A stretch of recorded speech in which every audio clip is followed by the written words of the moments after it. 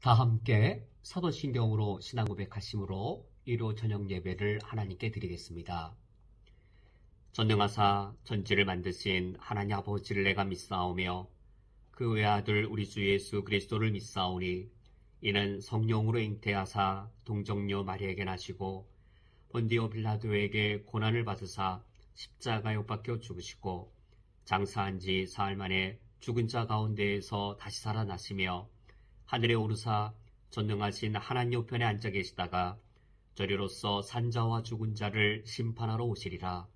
성령을 믿사오며 거룩한 공회와 성도가 서로 교통하는 것과 죄를 사하여 주시는 것과 몸이 다시 사는 것과 영원히 사는 것을 믿사옵나이다. 아멘. 하나님 아버지시여, 예수 그리스도의 구원의 은총으로 우리를 구원하셨사오니 하나님께 감사와 찬양을 드립니다. 예수 그리스도의 구속의 피로 구원받은 저희들이 한자리에 모여 주님을 찬양하며 경배하오니 우리 중에 임하여 주시어 주님을 향한 우리의 예배를 받아주시옵소서. 예수 그리스도의 이름으로 기도합니다. 아멘. 다 함께 찬송가 445장 태산을 넘어 험곡에 가도 찬양하겠습니다.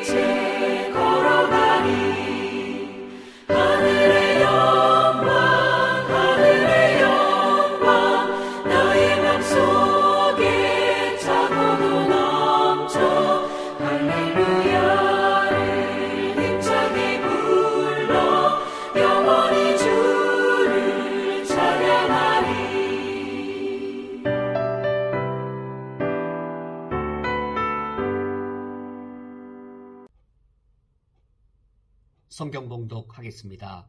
오늘 성경 말씀은 신약 성경 야고보서 1장 27절 한 절 말씀입니다. 오늘 성경 말씀을 제가 봉독해 드리겠습니다.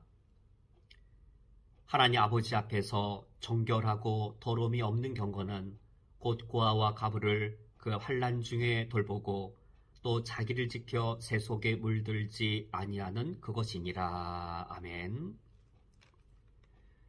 다 함께 기도하고 말씀을 듣겠습니다. 하나님 아버지시여, 저희들 오늘 주의 말씀을 들으며 참된 경건을 사모하기를 원합니다.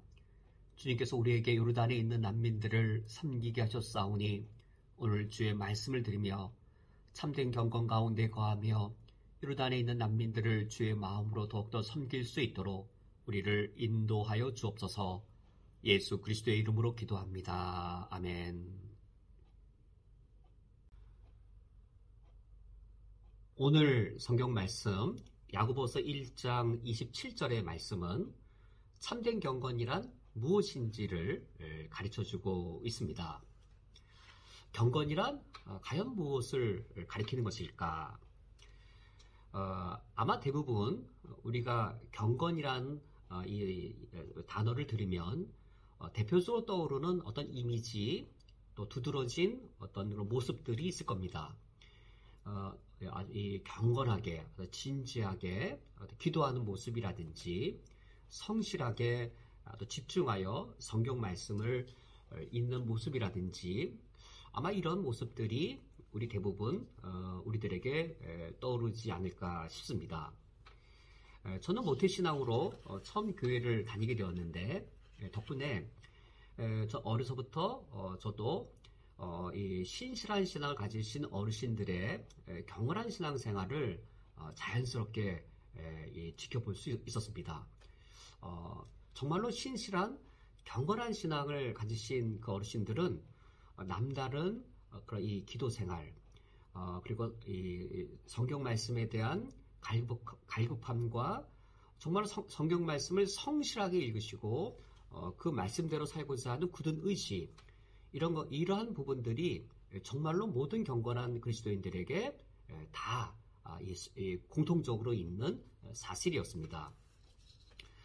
그러나 우리가 경건을 어떤 기도를 하는 것 또는 성경을 읽는 것과 같이 기독교의 어떤 종교를 실천하는 것으로만 국한시킨다든지 어떤 철야기도 또 금식기도와 같이 어떤 기도의 외형적인 실천, 또 1년에 성경을 삼독한다, 오독한다라고 하는 어떤 이런 외적인 어떤 실천, 이렇게만 여긴다면 정말로 경건의 가장 중요한 부분을 표현한 것일까?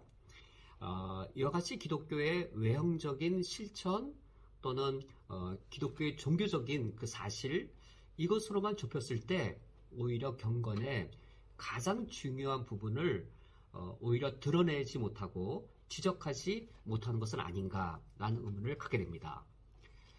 이러한 관점에서 우리가 오늘 야고보서 1장 27절 말씀을 읽어보면 오늘 성경 말씀에서는 이 경건을 단순히 기독교의 종교적인 이 사실 또는 기독교의 종교적인 외형적인 실천, 그것을 넘어선 더 근본된 것이 무엇인지를 우리에게 알려주고 있으므로 우리가 오늘 말씀을 통하여서 참된 경건이 무엇인지를 우리가 배울 수 있습니다. 27절, 짧은 한 구절이지만 이제 야고보서 전체가 가르치는 경건을 요약했다라고 평가를 받을 만큼 야고보서 1장 27절의 말씀은 단순하지만 그 내용의 폭은 넓은 말씀입니다. 경건을 세 가지의 차원으로 말씀해주고 있습니다. 삼중적 차원이 경건에 동시적으로 있는 것이죠. 말씀과 기도라고 하는 제가 방금 전에 예를 들어 드린 것처럼 어떤 종교적이거나 외형적인 그런 표면적인 것만 있는 것이 아니고 그런 표면적인 것의 내면을 들여다보면 세 가지의 차원이 동시에 참된 경건을 구성하고 있음을 가르쳐주고 있습니다. 첫 번째 차원은 하나님 앞에서 하나님과의 관계에 관한 차원이고, 두 번째는 고아와 과부로 대표되어지는 이웃과의 관계가 해당되어지고, 세 번째는 나와 이 세상, 세속이라고 표현되어지는 나와 이 세상과의 관계의 차원이 있습니다. 27절이 바로 그러하지요. 하나님 아버지 앞에서 정결하고 더러움이 없는 경건은 이라고 하여서 경건은 이처럼 가장 근본적으로 내면적으로 하나님과 나 사이의 영적 관계의 차원을 갖고 있습니다. 이 차원만 있는 것이 아니라 동시적으로 이웃과의 차원이 있는데 곧 고아와 과부를 그 환난 중에 돌보고라고 하여서 여기서의 고아와 과부는 이웃을 대표하는 것이죠. 하나님과 나와의 올바르고 긴밀한 관계가 어디에 투영되어지고 어디로 그대로 반영되어지냐면 환난 중에 있는 고아와 과부에게로 반영되어져서 참된 경건이 하나님과의 바른 관계로만 그치는 것이 아니라 이웃과의 바른 관계로 직결되어짐을 알려주고 있습니다. 그런데 우리가 하나님과의 바른 관계 그리고 이웃과의 바른 관계를 지켜나가는 것이 어떤 진공 상태가 아닙니다. 내가 무인도에 가서 나밖에는 아무도 없는 그런 어떤 진공 상태와 같은 어떤 사회생활을 전혀 하지 않는 그런 곳에 가서 우리가 경건을 지켜나가는 것이 아니라 내 삶의 주변에는 힘을 갖고 있는 세상이 있습니다. 돈이란 힘이 있을 수도 있겠고 또는 어떤 사람 자체가 권력을 쥐고 있는 사람 자체가 이 힘이 되어서 내게 영향을 미칠 수도 있는 것이지요. 근데 그 힘이 바른 힘이 아니라 악한 힘, 악의 원리, 죄악된 힘으로 그 힘을 발휘하는 그런 세상 속에 우리가 놓여져 있습니다. 그래서 참된 경건은 하나님과의 바른 관계, 그리고 이웃과의 바른 관계, 이것을 실천해야 되는 세상과의 나와의 관계라고 하는 세 번째 차원을 갖게 되어집니다. 그것이 27절 마지막 하반절에 또 자기를 지켜 새 속에 물들지 아니하는 그것이니라 라고 하여서 세상 속에서 나를 지켜내야 되는 것이죠. 나를 지켜내야 된다는 것이 그 구체적으로는 새 속에 내가 물들지 아니하는 것을 가리킵니다. 이처럼 우리가 참된 경건은 무엇인가 라고 했을 때 그냥 단순히 기독교의 어떤 종교적인 기도나 말씀을 성실하게 그리고 꾸준하게 또 열정적으로 또 상당히 많은 분량으로 실천하는 것, 이것이 경건이다라고 말한다면 참된 경건의 의미를 너무 축소시켜버리고 단순히 축소시켜버릴 뿐만 아니라 참된 경건이 가리키고 있는 진면목을 포함시키지 못한 채 경건을 정의할 수 있는 것이죠. 최소한 세 가지의 차원이 이 경건에 포함되어져 있어야 됩니다. 이 세 가지 차원을 가리키는 것이 포함될 때 참된 경건을 이루는 것이죠. 우리가 이미 살펴본 것처럼 하나님 앞에서 그리고 이웃과의 관계에서 그리고 세상 속에서라고 하는 세 가지의 차원이 우리에게 있습니다. 그럼 이 세 가지 차원, 첫 번째는 무엇인가? 첫 번째로 야고보서 1장 27절 말씀에 하나님 아버지 앞에서 정결하고 더러움이 없는 경건은 이라고 하여서 첫 번째 차원이 이것이지요. 하나님 앞에서 정결하고 더러움이 없을 것. 이것이 참된 경건이 가리키는 첫 번째 요소입니다. 이것이 빠져서는 안 되는 것이죠. 참된 경건이 첫 번째로 가리키는 요소란 하나님 앞에서 정결하고 더러움이 없을 것이란 사실의 요청입니다. 하나님 앞에 서는 것, 이것이 경건 훈련이지요. 하나님 앞에 서기 위해 우리가 아침에 새벽 예배를 드리거나 또는 개인적으로 큐티를 하는 것이죠. 경건의 시간을 갖는다고 하는 것이 하나님 앞에 서는 그것이 바로 경건의 훈련이고 경건의 시작이 되어집니다. 하나님 앞에 섰을 때 그때 기준은 하나님이 되십니다. 수준도 하나님 수준이 표준이 되어집니다.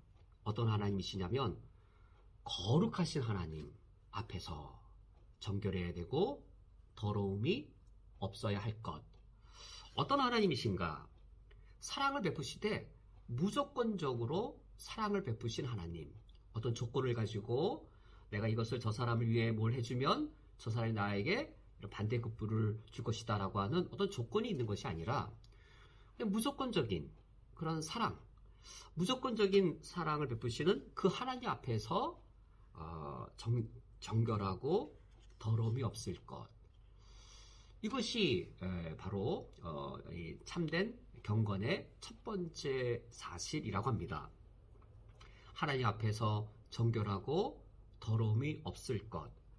그래서 하나님 앞에서 이처럼 정결하고 더러움이 없을수록 경건한 자는 하나님을 닮아가게 됩니다. 경건한 자는 하나님을 닮은 자입니다. 제가 어릴 적에 열심히 기도하시고 또 성경 말씀을 꾸준히 성실하게 많이 읽으시는 그런 권사님 또 장로님의 모습을 보면 정말로 하나님을 닮은 분들이 많이 계셨습니다. 그냥 성경을 많이 읽으시는 것이 아니라 그냥 기도만 많이 하시는 것이 아니라 정말로 저 권사님의 그 음성 속에 그걸 흉내낼 수가 없죠. 그 인자하심, 푸근하심, 온유하심, 뭐라고 표현할지 몰라도 그런 함들이 있어서 그러한 장로님 권사님들을 대하면 가까이 하고 싶고 가까이 하더라도 많이 부담되지 않고, 물론 많이 기도하고 열심히 성경 읽으셔도 아주 까칠하고 아주 바리새인과 같아서 가까이 가기 싫고 비난하고 정죄하는 그런 분도 더러 있긴 하죠. 그런데 기도 생활 열심히 하시고 말씀으로 연단되어지신 그런 어르신들 중에 정말로 이 참된 경건을 소유하신 어르신들은 하나님을 닮은 그러한 인격과 성품의 소유자인 것을 자주 보았습니다. 하나님과 닮아갈수록 그 분의 내면 속에는 무엇이 있냐면 하나님과 동행함, 하나님과 동행하는 그 모습이 가장 많이 담겨 있습니다. 경건한 그리스도인이 가장 견딜 수 없는 것이 있습니다. 왜 많이 기도할까요? 그리고 많이 기도할 때 언제까지 기도할까요? 왜 성경을 그렇게 꾸준히 읽을까요? 참된 경건을 바라시는 이 분들의 가장 견딜 수 없는 건 이겁니다. 하나님의 임재의 부재입니다. 하나님이 내게 없는 것처럼 느껴지는 겁니다. 내 영이 하나님의 존재를 느끼지 못하는 겁니다. 하나님이 원하지 않는 것을 내가 하고 있는데 내 영이 괴로운 겁니다. 기도를 하는데 기도의 문이 열리지 않는 겁니다.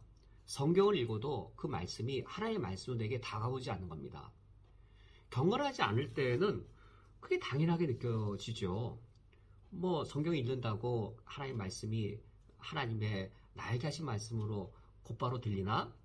그런데 경건한 그리스도인이 가장 견디지 못하는 것은 하나님의 임재의 부재, 그리하여 하나님과 동행하는 삶이 내게서 멀어지는 것, 이것을 가장 견디지 못합니다.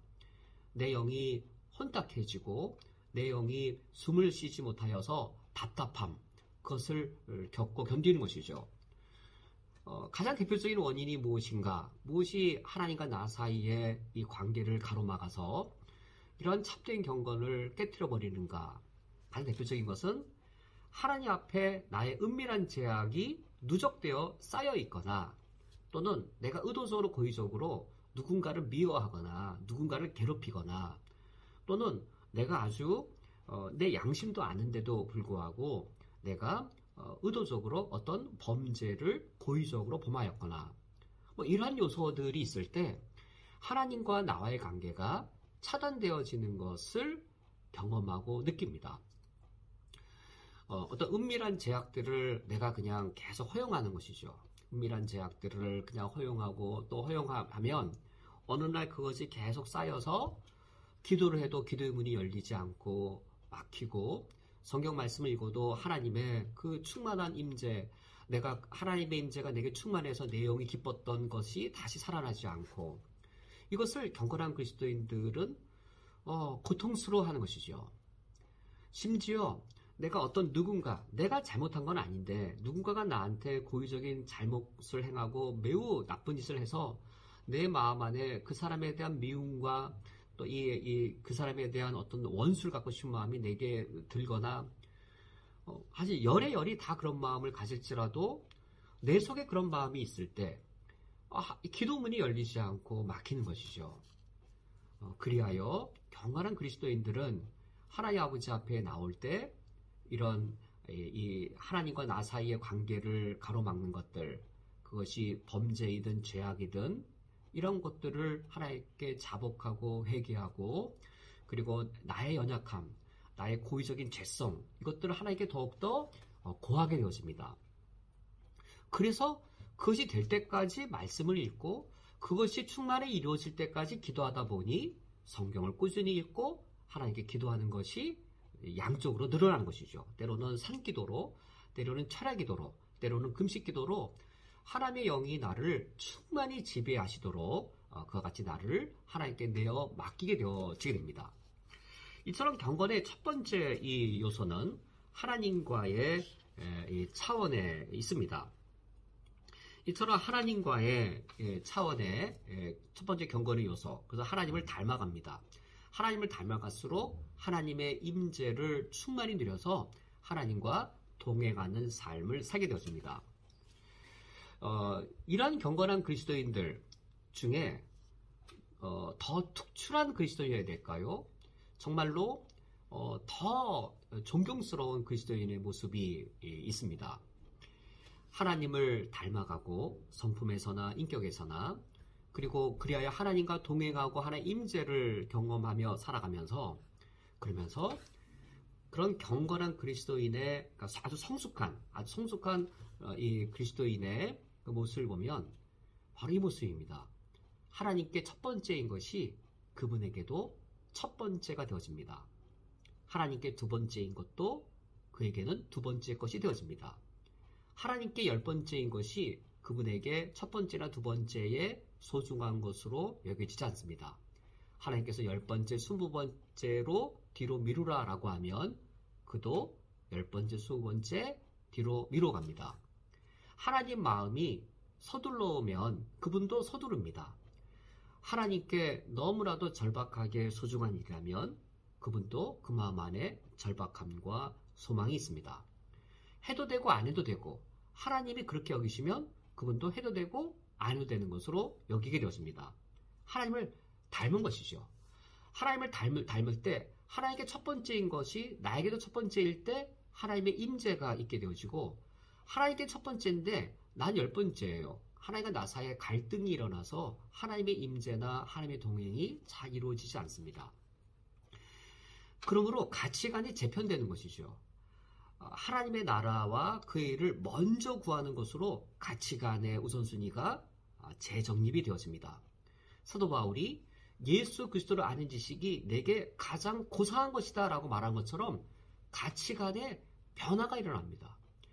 예수 그리스도, 가장 보배로운 나의 지식이 되어지고, 예수 그리스도를 위하는 것, 내 생명을 다 바친 만큼 가장 소중한 것이 되어지고, 예수님이 십자가의 죽음과 부활로 이루고자 하셨던 것이 바로 한 영혼의 구원이며 하나님 나라의 성취입니다. 그래서 진정으로 구원받고, 그리고 구원받은 이후 참된 경건을 추구하는 그리스도인들은 예수님께서 십자가에 목숨 걸었던 것을 당신도 목숨 걸고 이루고자 합니다. 단순히 말씀 많이 읽고 단순히 기도하는 것이 아니라, 그게 가장 괴로워요. 예수님이 십자가의 죽음으로 이루고자 하셨던 예수 그리스도 아니시 가장 고상한 것, 그것이 나에게 가장 고상하게 안 느껴질 때, 나에게는 지금 닥친 문제 해결하는 게 더 시급하고, 나에게는 개인적 야망이 이루어지는 것이 더 즐겁고, 이런 게 인간인지라 죄성으로 있을 때 이게 내 안에서 살아날수록 못 견디는 것이죠. 그래야 이 참된 경건을 가진 그리스도인은 하나님 앞에서 이처럼 하나님의 최고 우선순위와 그 자신의 최고 우선순위가 일치되어지므로 하나님의 나라와 그의 의를 먼저 구하고, 하나님이 원하시는 것 그도 원하고, 하나님이 원치 아니하시는 건 나도 원치 아니하는, 하나님이 내가 서 있기를 원하는 곳에 나도 서 있고, 하나님이 계시지 않은 곳에 나는 서 있지 원치 아니하는 그런 모습을 갖추게 되었습니다. 이것이 바로 경건의 첫 번째 차원입니다. 경건은 또한 두 번째의 차원을 갖고 있습니다. 하나님 앞에서 이 바른 관계가 그 자체로 머무는 것이 아니라 이웃과의 관계로 직결되어집니다. 그것은 너무나도 당연한 것이죠. 하나님의 관심이 어디에 있을까요? 하나님의 관심이 하나님 자기 자신에게 있겠는가? 우리 하나님께서는 하나님의 영광을 위하십니다. 우리로 하여금 하나님의 영광을 위하게 하십니다.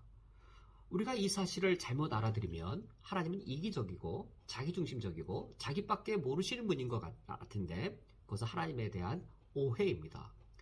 하나님의 영광을 위하시는 그 하나님께서 어디에 관심을 갖고 계시는가를 놓고 보면 하나님 자기 자신에게 두시는 것이 아니라 하나님이 사랑하시는 대상에게 관심을 나타내시는 것을 알 수 있습니다. 당연하죠.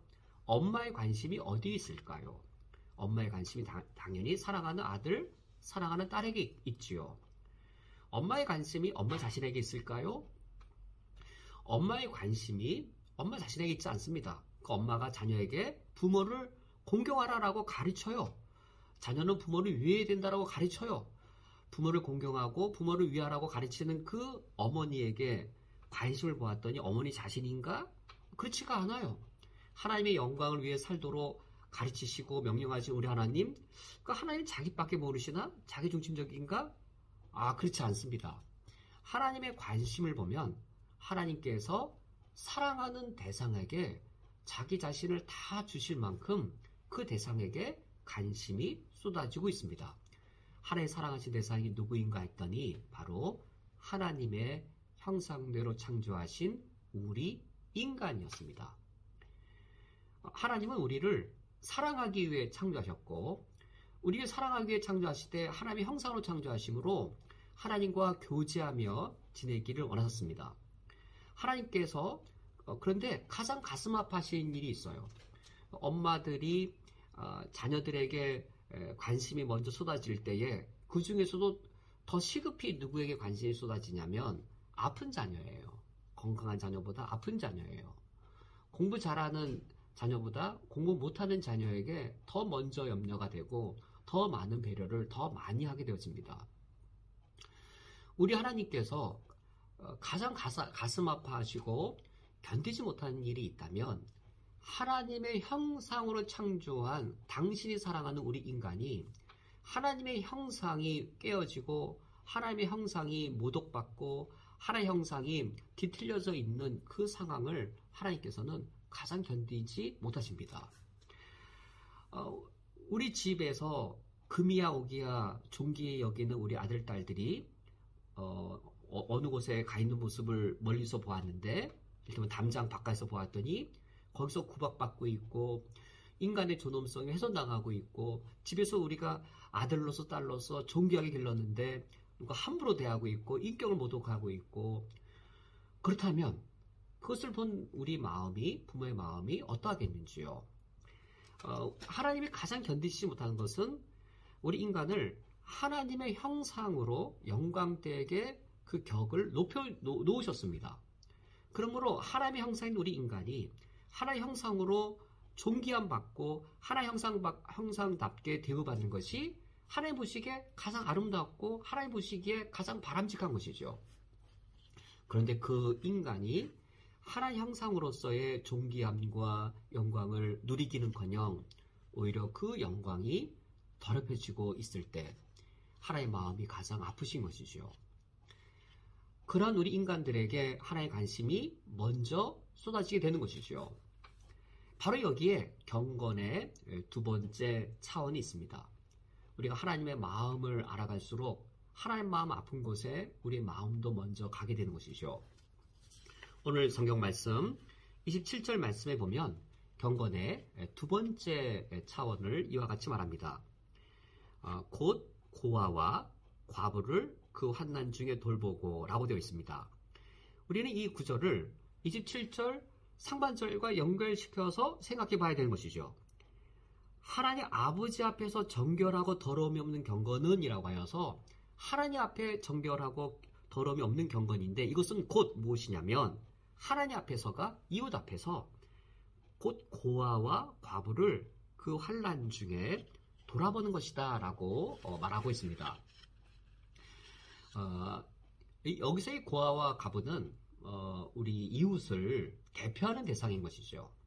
하나님 앞에서의 올바른 관계는 반드시 우리 이웃 앞에서의 올바른 관계로 직결되어져야 되는 것입니다. 사랑의 하나님 아버지 앞에서 정결하고 더러움 없는 경건은 이웃 앞에서 이웃을 향하여 사랑으로 그것이 실천되어져야 되는 것이겠죠. 거룩한 하나님 앞에서의 정결하고 더러움 없는 경건은 이웃을 향하여 내가 거룩하게 행실을 갖는 것이겠죠. 이것이 직결이 되는 것이겠죠. 그런 이웃 중에 특별히 우리가 경건을 쏟아야 될 대상은 하나님 마음이 아픈 대상입니다. 하나님 마음이 그 대상을 볼 때 슬퍼하고 때로는 하나님 분노하시고 하나님이 분노를 일으키는 대상, 이 세상의 죄악 때문에 하나님 마음이 정말로 이스라엘이고 분노가 일어나는 대상이 있다면 경건한 그리스도인들 역시 하나님의 마음에 분노를 일으키는 대상, 하나님의 마음을 상하게 하는 대상을 볼 때 같은 고통, 같은 슬픔, 같은 감정을 갖게 되었습니다. 바로 고아와 과부인 것이죠. 구약 성경에서는 여기 한 대상을 더 넣습니다. 고아와 과부와 나그네라라고 이웃의 대상을 더 구체적으로 셋으로 말하는데 야고보서에서는 고아와 과부 이 둘을 대표로 삼고 있습니다. 뭐 둘만이어도 나타내려고 하는 이웃을 표현하기엔 충분하지요. 고아란 누구냐면 아버지가 없는 자가 고아입니다. 성년이 되기 전까지 과연 아버지 없이 그 어린아이가 또는 이 어린애가 자기 생명을 유지할 수 있을까? 고아란 아버지의 도움 없이 자기 생명을 스스로 유지할 수 없는 그런 약한 자, 그 약한 자가 바로 고아입니다. 그에게는 아버지가 절대적으로 필요합니다. 과부란 누구일까요? 남편이 없는 자가 과부입니다. 성경이 쓰여질 시대만 하더라도 남성 우월 사회였고 또 남성 위주의 사회였습니다. 바깥 활동과 경제 활동, 이 험한 이 사회, 특히 이제 이 중동의 거친 자연환경을 놓고 보면 여인이 홀로 어떤 직업과 또는 노동을 통해서 생산성 있는 일을 해낸다는 것은 가능하지 아니한 척박한 현실이었습니다. 남자가 일하면 뭐 여인이 보조는 해줄 수 있지 몰라도 여자가 주도하여서 상업을 한다든지 여자가 주도권을 쥐고 밭을 갈고 농사를 이루고 씨 뿌리고 그 농산물을 판매한다든지 이런 것은 척박한 이 중동의 이 현실에서는 가능하지 않은 일이었습니다. 남편이 없다면 그러므로 이 과부는 자기 생명을 내 생명인데 스스로 책임질 수 없는 것이죠. 스스로의 작은 어떤 노동 또는 누군가에게 의존하여 도움받는 그것으로는 이 과부가 자기 생명과 자기에 딸린 자녀들을 과연 길러낼 수 있을까? 그것은 가능하지 아니한 그 매우 어려운 일이었습니다. 생명을 살더라도 생명을 연명하는 수준이지 그리고 항상 생명의 위협에 놓여져 있는 대상이 바로 이 과부였습니다. 구약 성경에서는 이런 고아와 과부 외에 나그네를 더 이제 항상 이 셋을 주로 이 셋을 하나의 이 쌍으로 말하고 있지요. 이 과부가 남편이 없고 고아가 아버지가 없다면 나그네는 무엇이 없는 대상일까요? 나그네는 바로 땅이 없는 대상을 말합니다. 여기 나그네란 왠지 이제 우리나라 말의 어휘로는 여행객과 같은 의미를 좀 뉘앙스를 주지요. 잠시 머물다가 떠나갈 그런 나그네. 그런데 여기서 이 나그네란 뭐 잠시 머물 그런 사람이 아니고 우리 쿠웨이티식으로 표현하면 시빌 아이디 없이 불법 체류하는 그런 분입니다. 시빌 아이디가 없으면 통장 개설을 할 수도 없겠고 우리 쿠웨이트 같은 경우 그렇죠. 시빌 아이디가 없으면 신용카드도 만들 수가 없습니다. 시빌 아이디가 있어야 어떤 금융거래가 여기서 가능한 것처럼 이 나그네는 땅이 없는 그런 더부살이하는 그런 존재입니다. 항상 언제든지 쫓겨날 수 있겠고 땅이 없기 때문에 자신의 생명을 유지할 가장 최소한의 어떤 농산물을 길러낼 수도 없는 자입니다. 더부살이로 이제 얹어서 낮은 임금을 받고 노동을 하고 그 품삯을 벌어서 하루 먹고 하루 사는 그러한 이 부류의 사람이 바로 이 나그네입니다. 그러니까 이스라엘 사회의 경제적으로 최하층을 이루는 그런 대상이 바로 나그네입니다. 유대인들의 이스라엘 땅의 그 원주민들의 보호와 배려가 없이는 스스로 살아가는 삶이 매우 이 고단한 그 대상이 바로 이 나그네입니다.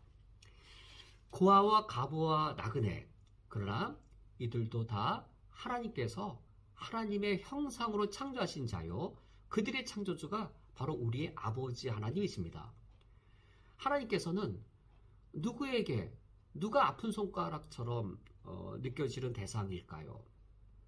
하나님을 잘 믿고 땅을 갖고 있어서 풍족하게 살 수 있고 이스라엘 나라 국가가 안정하게 보호해주던 그런 하나님의 백성, 그들을 향한 하나님의 마음. 근데 그들 중에 땅도 없고 또는 남편과 또는 아버지가 없어서 홀로 살아갈 수 없는 그런 대상. 하나님이 누구에게 먼저 마음이 쏟아지고 그리고 누가 아픈 손가락처럼 하나님 마음에 가득 담겨 있을까요? 시편 68편 5절 말씀에 우리 하나님이 어떤 분이신지를 이처럼 말씀합니다. 하나님은 고아의 아버지이시며 과부의 재판장이라. 이 말씀, 이 시편의 이 말씀에 의하면 우리 하나님은 고아의 아버지이셔서 고아는 아버지가 없는 자입니다. 아버지가 없는 자에게 그 아버지의 역할을 해주시는 하나님 마음의 아픈 손가락과 같은 자가 바로 이 아버지 없는 고아입니다. 또한 아무도 변호해주거나 지켜줄 그런 남편이 없는 이 과부의 억울함을 들어줄 그 재판장이 바로 우리 하나님이시다라고 말합니다. 그러므로 우리가 참된 경건을 우리가 실천하기 원하고 우리 안에 참된 영성이 건강하게 살아있다라고 한다면 눈에 보이지 않는 하나님을 섬기기 위하여 눈에 보이는 우리 이웃 중에 내가 손을 뻗으면 내 손이 닿을 수 있는 내 가까운 그 이웃 중에 고아가 있는가, 과부가 있는가, 나그네가 있는가, 그들에게 고아의 아버지가 되어주고 과부의 재판장이 되어주는 것. 우리 하나님이 고아의 아버지이시고 과부의 재판장이기 때문에 그런 하나님을 닮아서 우리가 고아의 아버지가 되어주고 과부의 재판장이 되어주는 것. 이것이 참된 경건이 실천되어지는 두 번째 차원이 되어집니다. 그리하여 실제로 구약 성경의 유대인들 고아와 가부를 배려하기 위한 그런 일들이 매우 많았습니다. 오늘날 유대인 그 이스라엘 나라, 팔레스타인 안에 있는 그 이스라엘 나라의 땅에 가도 아마 이 유대인들의 이런 전통은 계속 잘 유지되어질 것이라 생각되어지고 신약 시대에 예루살렘 교회에서부터 이러한 전통은 잘 이어져 나오고 있는데 바로 과부를 돕는 그런 구제 사역들이지요. 구약 성경에 보면은 추수기에 밭에 내 모퉁이는 추수하지 말아라. 왜냐하면 그 밭 모퉁이의 내 귀퉁이에 있는 그 추수물들은 과부와 고아와 나그네의 몫이라. 너희들이 추수를 하다가 볕단이 떨어지면 그것을 추수로 가지 말아라. 그것은 과부와 고아와 나그네의 몫이라. 너희들이 나무에 달린 이 과실들을 추수할 때에 다 따지 말고 남겨두어라. 그리하여 과부가 먹을 수 있게 고아와 나그네가 먹을 수 있게 하라. 라고 우리 구약 성경에 보면 우리 하나님이 이처럼 고아의 아버지, 과부의 재판관이 되어주시는 모습을 볼 수 있습니다.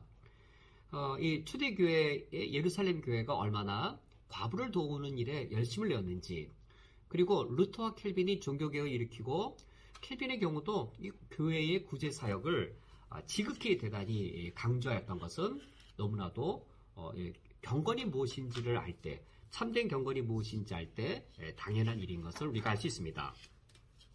세 번째로 경건의 차원은 27절 하반절에 있습니다. 바로 세상입니다. 우리가 경건을 어떤 진공 상태에서 행하는 것이 아니라 세상 속에서 우리가 경건을 행하게 되었습니다. 여기서 우리는 경건의 진면목을 발견할 수 있습니다. 27절 하반절에 또 자기를 지켜 세속에 물들지 아니하는 그것이니라 라고 하여서 우리 경건이 실천되어지는 장은 우리의 삶의 장이고 그리고 세상과 더불어 사는 삶의 장인 것을 알 수 있습니다. 나 홀로 사는 삶이 아니라 세상과 더불어 사는 삶입니다. 세상과 더불어 사는데 이때 세상, 단지 그냥 내가 세상에 있는 게 아니라 세상은 힘으로써 우리에게 다가옵니다. 강력한 힘으로써 우리를 다가와서 우리를 자신에게 물들게 만들려고 하고 있습니다. 27절 하반절에 두 동사를 유념해 보시면 지켜라고 하는 것과 물들지 아니하는 것 이거입니다. 지켜내다, 물들게 하려 하다. 세상은 우리를 물들게 하려 하고 있습니다. 세상에 물들면 누구를 닮을까요? 세상에 물들수록 우리는 세상을 닮게 됩니다. 그러나 경건이란 무엇이라고 이미 정의 내렸죠? 경건이란 하나님을 닮아가는 겁니다. 하나님과 함께 있어서 하나님을 닮아가는 겁니다. 하나님을 닮아가는 것이 경건인데 그런데 이 하나님을 닮아가려는 경건을 진공 상태가 아닌 세상 속에서 하나님을 닮아가려 할 때 세상은 자기에게 물들어서 세상을 닮게 만들려 하고 있습니다.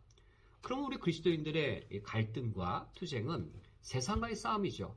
내가 세상을 닮아 세상의 패턴대로 세상의 방식대로 돈을 벌고 돈을 쓸 것인가? 세상의 패턴과 세상의 방식은 내 힘으로 내 노력으로 내가 나를 위해 열심히 벌어서 그것을 나를 위해 쓰고 자녀들에게 많이 물려주는 것, 우리 자녀들을 우선시하고 우리 자녀들을 잘 길러내고 우리 자녀들이 아주 이 사회적으로 성공하면 목표를 달성하는 이것이 세상의 패턴이고 세상의 방식이라면 세상은 계속 우리를 이처럼 자신들을 이 세상을 닮아가게 하고 있습니다. 세상을 닮아가면 6개월 뒤에 1년 뒤에 알 겁니다. 하나님과 나와의 관계가 막혀버려서 기도를 해도 내 영이 살아나지 않고 아무리 기도를 해도 내 영이 컬컬하고 하나님의 임재가 내 영에 임하는 그 영적 기쁨을 과거의 추억으로만 아는 것이죠. 아, 나도 한때는 첫사랑이 뜨거웠어 라고 과거의 이야기를 하면서 실제 지금 내 속에 성령이 임하시고 실제 성령께서 나와 동행하셔서 하나님이 기뻐하시는 것을 나도 기뻐할 때 누리는 그 영적인 그 즐거움. 우리 그리스도인들이 경험하는 참 기쁨이 그거잖아요.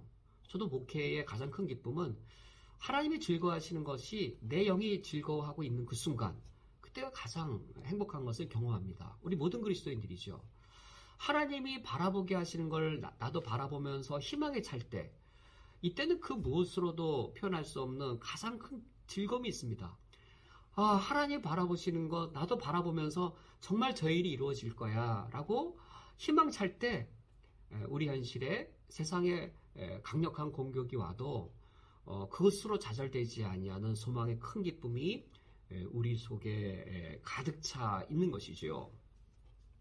참된 경건이란 이처럼 세상은 자신을 물들게 해서 자신을 닮아가려고 하지만 참된 경건은 그것과 맞서 싸우고 오히려 세상을 거스릅니다. 세상을 어게인스트, 세상을 대항합니다. 세상과 맞서 굳게 서 있습니다. 그래 하나님을 닮아가되 그 앞에 또 하나의 동사 자기를 지켜 세속에 물들지 아니하매라 하여서 우리 자신들을 지켜내는 것이죠. 하나님 앞에서의 정결하고 더러움이 없는 경건을 지켜내고 하나님 마음이 아프고 아픈 하나의 새끼손가락처럼 아픈 곳에 우리가 나의 마음을 두고 나의 사랑을 쏟고 이것을 지켜내는 것이죠. 하나님을 닮은 모습, 그리고 하나님의 우리에게 요구하시는 그 패턴, 그 삶의 양식을 지켜내는 것이지요. 오늘 말씀을 맺도록 하겠습니다. 우리가 오늘 참된 경건이 무엇인지에 대하여 이 말씀을 살펴보았습니다. 우리가 다음 주에는 요르단 난민들에 대해 우리가 함께 살펴보고자 합니다. 우리 교회가 내년도에 계속 이어서 요르단에 있는 시리아, 이라크 난민들을 섬기고 있습니다. 오늘날 이 시대에 과부와 고아는 누구인가? 정말로 요르단에 있는 그 시리아 난민들, 이라크 난민들을 보면 정말 그분들은 나그네입니다. 난민이란 말 자체가 나그네에 해당되는 것이죠. 난민 중에서도 과부 또는 고아 그런 난민들이 있습니다. 우리가 하나님 아버지 앞에서 우리 신앙을 지키고 그리고 하나님의 영광을 위해서 사명을 다 감당하며 산다라고 하는 것, 우리가 쿠웨이트 땅에서 외형적이고 또 종교적인 어떤 일에 열심을 내는 것으로도 한 부분이 채워지겠지만 핵심의 부분은 우리가 과부와 고아를 돕는 것에 있음을 우리 오늘 말씀을 통하여 확인해 보았습니다. 우리가 내년도에 우리가 어떻게 요르단 난민들을 우리 교회가 좀 더 그리고 더욱더 우리가 힘써 행할 수 있는 부분들이 무엇이 있는지를 우리가 오늘 말씀을 통해 다음 주에 이어서 살펴보도록 하겠습니다. 이번 한 주간 기다리시면서 내 자신이 어떻게 고아와 과부를 도울 수 있을 것인지, 내 자신이 우리 교회 공동체가 요르단 난민을 섬기고자 할 때에 내 자신을 어떻게 기도와 또 나의 사랑으로 함께 어떤 부분을 동참할 수 있는지, 함께 동역할 수 있는지 마음으로 준비하시고 다음 주에 함께 우리 교회의 요르단 난민 사역에 대해 함께 말씀을 나누도록 하겠습니다. 함께 기도하시겠습니다. 하나님 아버지시여, 우리에게 하나님의 사랑을 먼저 알게 하시고 우리 하나님이 이 세상과 얼마나 다른 분이신지를 알아가게 해주셔서 감사드립니다. 내가 세상을 닮았을 때에는 세상 사람들처럼 세상의 패턴대로 그대로 따라가 사는 것이 자연스러웠사오나 내가 하나님을 알고 하나님을 알아갈수록, 하나님을 알아가서 하나님을 닮아갈수록 이 세상을 거스르게 됩니다. 이것이 나에게 얼마나 큰 영적인 축복인지요. 세상과의 마찰을 겪을지라도 내가 하나님의 하나님 되심을 알아가고 하나님의 성품을 닮아갈수록 내가 하나님께 더 가까이 나아가며 하나님의 임재를 충만히 누릴 수 있사오니 이것이 참된 경건이며 참 경건의 큰 유익이며 그 무엇과 비교할 수 없는 큰 축복인 것을 이미 알고 있습니다. 우리가 요르단 난민을 이와 같은 상황 속에서 이와 같은 맥락 안에서 섬길 수 있기를 원합니다. 내 마음에 하나님의 뜻을 두시고 하나님의 소원하심을 내 뜻에 두시어서 나도 하나님이 원하시는 것 원할 수 있도록 인도하여 주시옵고, 특별히 우리 교회 공동체가 사랑하고 애쓰고자 하는 요르단 난민 사역에 나도 함께하고 참여할 수 있도록 인도하여 주옵소서. 예수 그리스도의 이름으로 기도합니다. 아멘. 다 함께 주기도로 오늘 예배를 폐하겠습니다. 하늘에 계신 우리 아버지여, 이름이 거룩히 여김을 받으시오며 나라가 임하시오며 뜻이 하늘에서 이루어진 것 같이 땅에서도 이루어지이다. 오늘 우리에게 일용할 양식을 주시옵고 우리가 우리에게 죄 지은 자를 사하여 준 것 같이 우리 죄를 사하여 주시옵고 우리를 시험에 들게 하지 마시옵고 다만 악에서 구하시옵소서. 나라와 권세와 영광이 아버지께 영원히 있사옵나이다. 아멘.